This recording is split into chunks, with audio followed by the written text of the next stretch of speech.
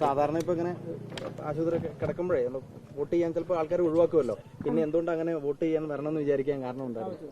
അല്ല, നമുക്ക് എല്ലാവരും ഒരുപാട് ഹെൽപ്പ് ചെയ്തിട്ടുണ്ടല്ലോ. ഇനിയിപ്പോൾ നമ്മുടെ ഈ അവസ്ഥ മനസ്സിലാക്കിയിട്ട് ഇനി മുന്നോട്ട് വരാൻ ഒരാളുണ്ടാവുമല്ലോ, ആ ആൾക്ക് വേണ്ടിയിട്ടാണ് ഞാനും കൂടെ ഇപ്പോൾ വന്നത് വോട്ട് ചെയ്യാൻ വേണ്ടിയിട്ട്. നേരത്തെ തീരുമാനം എടുത്തിരുന്നു വോട്ട് ചെയ്യണം? വോട്ട് ചെയ്യണം തീരുമാനിച്ചതായിരുന്നു. ഇലക്ഷനൊക്കെ കാണുന്നുണ്ടായിരുന്നു, പ്രചരണങ്ങളൊക്കെ കാണുന്നുണ്ടായിരുന്നു. സാധാരണഗതിയിൽ എവിടെയായിരുന്നു വോട്ട്? മുൻകാലങ്ങളിലൊക്കെ എവിടെയായിരുന്നു വോട്ട് ഉണ്ടായിരുന്നത്? നമ്മുടെ ഈ വെള്ളാർമല സ്കൂൾ തന്നെയായിരുന്നു. ആരെങ്കിലും കാണാൻ പറ്റിയോ? ഇവിടെ പരിചയമുള്ള ആളുകളെ എല്ലാവരും നമുക്ക് അറിയുന്ന ആൾക്കാർ തന്നെ ഇവിടെ ഉള്ളത്. ഇവിടെ ഇപ്പൊ എല്ലാവരും രാവിലെ മുതൽ വരുന്നവരൊക്കെ ഒരു പരസ്പര സ്നേഹം പങ്കുവയ്ക്ക് കാണാതെ അങ്ങനെയൊക്കെ ഉണ്ടായിരുന്നു. അപ്പം കുറെ കാലമായിട്ട് കാണാത്തവരും കൂടിയാണല്ലോ, അപ്പൊ അതും കൂടെ ഒരു വോട്ട് ചെയ്യാൻ വരുമ്പോൾ നമ്മള് മനസ്സിലുണ്ടാവല്ലോ. അതെ അതെ, എല്ലാരും മനസ്സിൽ വിചാരിച്ചിട്ട് തന്നെ വന്ന, എല്ലാരും കണ്ടു, സന്തോഷം. എങ്ങനെയുണ്ട് ആരോഗ്യസ്ഥിതി? എങ്ങനെയുണ്ട്?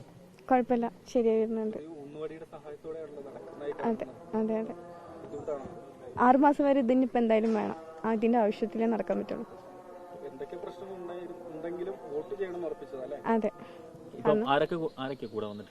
ഇപ്പൊ ചേച്ചിയുണ്ട്, ഏട്ടനുണ്ട്, ചേച്ചിന്റെ ഹസ്ബൻഡാണ്.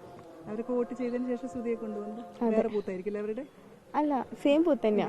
നമ്മളിവിടെ ഉള്ള ആൾക്കാർ തന്നെയാ.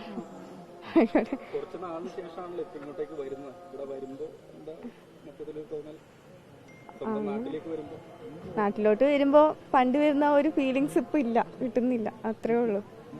എല്ലാരും മിസ് ചെയ്യുന്നുണ്ട്. Thank you.